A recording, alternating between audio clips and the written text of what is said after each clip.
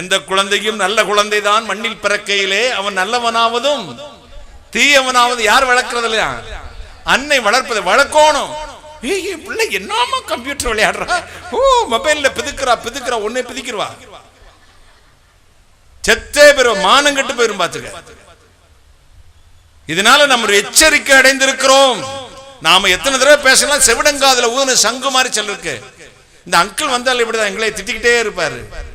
மூத்தோர் சொல் வார்த்தையும் முதலில் கனியும் முன்னர் கசக்கும் பின்னர் இனிக்கும்.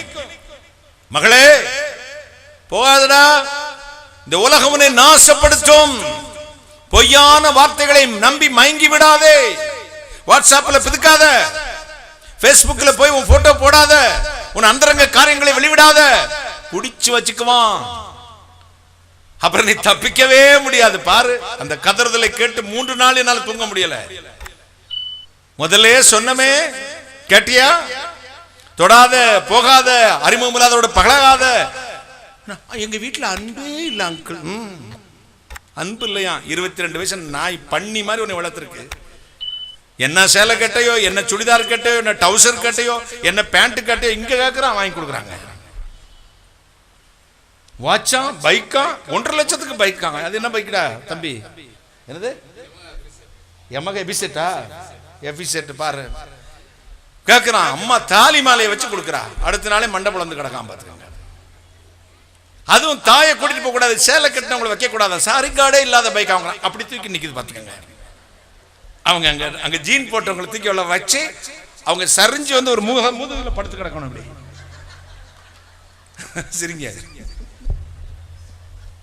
பைக் எப்படி அமைச்சிருக்கான் பாருங்க, சாத்தானோட டெவில்ஸ் பிளான். பின்னாடி தூக்கி இருக்கும், அங்கே தள்ளி இருந்தாலும் சறுக்கி கொண்டு வந்து ஒட்டிடும். அதுல போவாரு பாருங்க, ஆக்சிலேட்டர் அவகல்ல தான் இருக்கும். செத்து பெற போறல.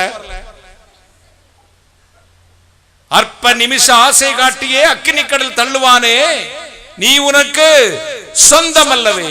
மீட்கப்பட்ட பாவி, நீ உனக்கு சொந்தம் அல்லவே. கையை தட்டுங்களேன். மற்றவர்கள் எப்படியே போகட்டும். என்ன அங்கிள், லவ் புனிதமானது அங்கிள், விளக்குமாறு. என்னுடைய வேதம் சொல்லுங்க, இச்சையோடு ஒரு ஸ்திரியை பார்க்கிற எவனும் அவளோடு, சத்தமா சொல்லுங்க இல்லாட்டி எரிஞ்சிருவேன் சொல்லியிருக்கேன், கட்டாயம் எறிவேன். இச்சையோடு பார்க்கிற எவளும் அவளோடு விபச்சாரம் செய்ய போகிறானா, செய்து ஆயிட்டா, ஆல்ரெடி நீ முடிச்சிட்ட. நியாயத்தீர்ப்பன்னைக்கு விபச்சார குற்றத்திலே உனக்கு தண்டனை பரலோக கோர்ட்ல விதிக்கப்படும். நான் செய்யலன்னு சொல்ல முடியாது. எங்க லவ் பண்ற பொண்ணும் பையனும், அன்புள்ள சகோதரிக்கு நான் எபேசியர் நிருபம் வாசித்தேன், நீ வாசித்தாயா? ஏசாயா தீர்க்கதரிசி இப்படியாக சொல்லி இருக்கிறான், நீ காலையிலே ஜெபம் பண்ணாயா, மாலையிலே ஜெபம் பண்ணாயா, அப்பா அம்மா கீழ்ப்படிந்தாயா? இப்படியா பேசுமா? ஏங்க காலையில நைட்டு 9 மணிக்கு காதுல வைக்கிறேன், காலையில 3 மணி வரை பேசிக்கிட்டு இருக்காங்க. ஐயோ என்னதான் பேசலானோ தெரியல. மன்னிச்சிடணும், நான் சொல்றது ஆவிக்குரிய காரியங்களை எடுத்துக்கங்க. கல்யாணம் பண்ணவங்க மட்டும் ஒரு கையை வைத்துக்காதுங்களேன். கல்யாணம் பண்ண அப்பா அம்மா தங்கச்சி தம்பி எல்லாம் கை வைத்து காட்டுங்க பார்க்கலாம். போட்டுருங்க, நீங்க விட்டுருங்க. ஐயாமார் மட்டும் கை வைத்து காட்டுங்க. ஐயா நீங்க கல்யாணம் பண்ணிட்டு அப்படி வச்சுக்கோங்க. அன்பான மனைவிகள் தான் நிறைய பேருக்கு, ஏன்னா கிறிஸ்தவ பிள்ளைங்க தானே. உங்க மனைவிட்ட போன் பண்ணீங்கன்னா எவ்வளவு நேரம் நீங்க பேசுவீங்க? தயவு செய்து யாரோ ஒருத்தர் சொல்லுங்களேன். ஐயா ஐயா நீங்க சொல்லுங்க, முன்னாடி நிக்கிற ஐயா சொல்லுங்க. 1 மணி நேரமா? கேட்கலையா? 1 நிமிஷமாயா? எவ்வளவு வருஷம் ஆச்சு கல்யாணம் ஆகி? 20 வருஷம். 20 வருஷம் வாழ்ந்து 1 நிமிஷத்துக்கு மேல பேச பிடிக்கலைங்க. இவன் 2 ஹவர்ஸ்ல இந்த தெருவுல பாக்குறான், அன்னில இருந்து பேச ஆரம்பிக்கிறான் பாருங்க. 20 மணி நேரம் பேசுறான். சீரழிஞ்சு செங்க சமக்க போற பாத்துக்க. அவனுக்கு ஏற்கனவே அவளுக்கு 4 பேர் இருக்கும். 4 கால் பாய்ச்சல் உன்னை விட்டு ஓடுவா, நீ ரோடு அளந்து அடின்னு பாப்பார பாத்துக்க. ரோடு அளப்பா எடுத்து பார்த்தா இங்க பரட்ட தாடி வச்சுக்கிட்டு அப்படியே போய்கிட்டு இருப்பான். ஏண்டா கிறுக்கு, லவ் பண்ணானே ஃபெயிலியர் ஆச்சு. எந்த பொம்பளைக்காவது லவ் ஃபெயிலியர் வந்து கிறுக்கு பிடிச்சிருக்கா சொல்லுங்க? இவன் தான் கிறுக்கு பிடிச்சி அலையிறான், தாடி வைக்க ஆரம்பிக்கிறான். நகம் வைக்கிறான், குளிக்க மாட்டான், நாத்தம் புடுங்குதுங்க. என்னட்ட தான் தூக்கிட்டு வந்து போடுவாங்க. அண்ணே ஜெபம் பண்ணுங்க, அவனுக்கு ஏதோ பேய் இல்லைங்க. ஜாக்கிரதை.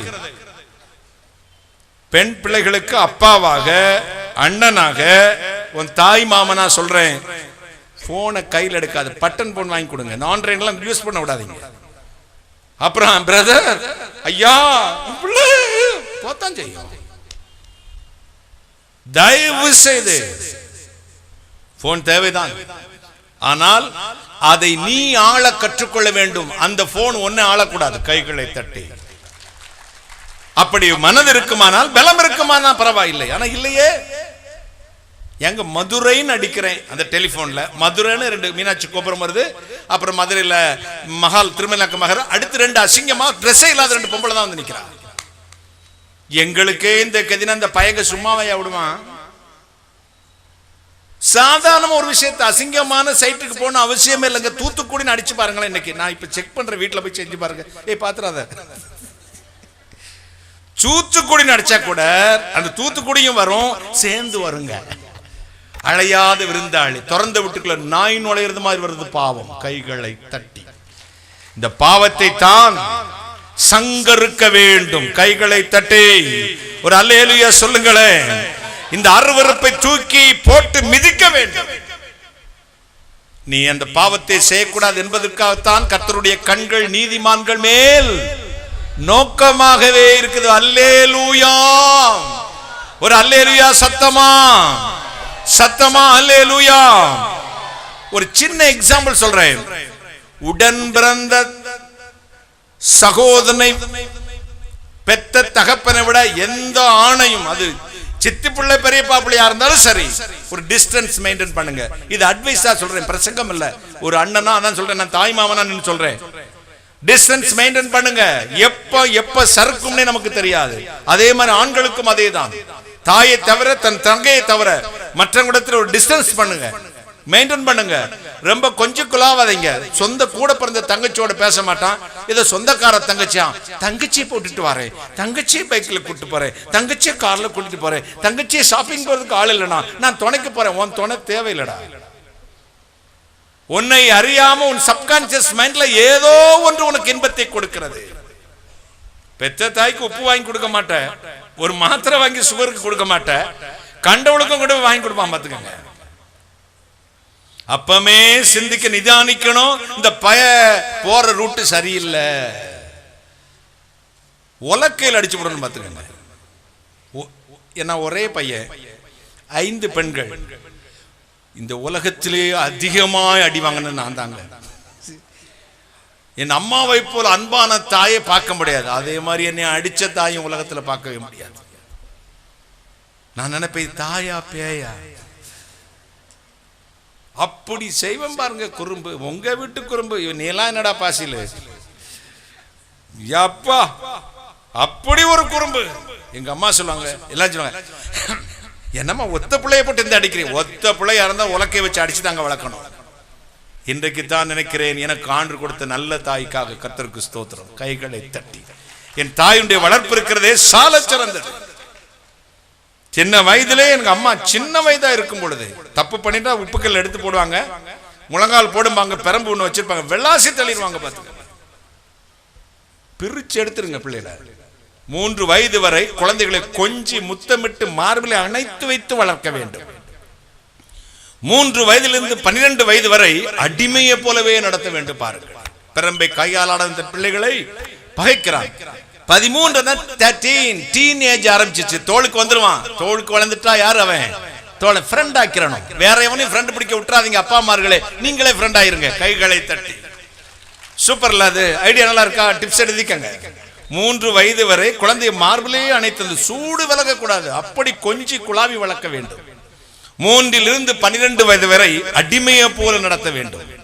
12 வயதுக்கு மேல ஃப்ரெண்ட் ஆயிரணும். அம்மா மகளுக்கு ஃப்ரெண்ட் ஆயிரணும், அப்பா மகனுக்கு ஃப்ரெண்ட் ஆயிரணும். உங்கள் குடும்பம் செழிக்கும். ஆமீன் சொல்லுங்களேன். உங்கள் வாழ்வு செழிக்கும். எத்தனை சந்தோஷம் பாருங்களேன்.